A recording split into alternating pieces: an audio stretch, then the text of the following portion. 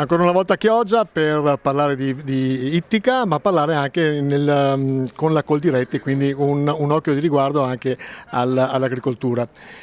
Com'è la situazione in questo momento, onorevole? Allora, come sapete io sono coordinatrice per la pesca, per il mio gruppo, per la Lega, il gruppo ID, ma sono anche in Commissione Agricoltura e anche in Commissione ENVI, che è Ambiente e Salute Pubblica. Ho voluto queste commissioni perché in qualche modo sono tra loro tutte collegate e si riesce ad avere quindi una visione completa di dove voglia andare l'Europa. Purtroppo vediamo che la direzione è Green Deal, Farm to Fork e biodiversità, per cui perseguire questi obiettivi va a penalizzare sia nel settore della pesca che nel settore dell'agricoltura le nostre piccole e medie imprese, i pescatori e anche i nostri produttori. Dobbiamo parlare di entrambe le commissioni.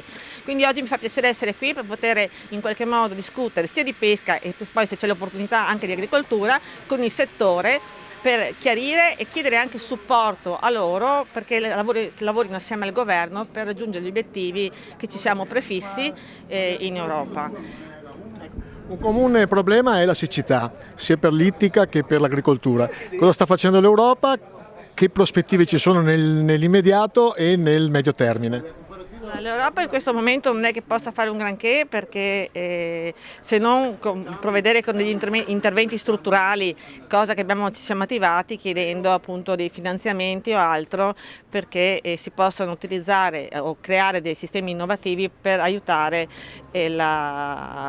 per questo problema della siccità. Ovviamente l'Europa non può far piovere, per cui dobbiamo trovare delle soluzioni alternative che possano in qualche modo aiutare tutti i settori che necessitano di acqua.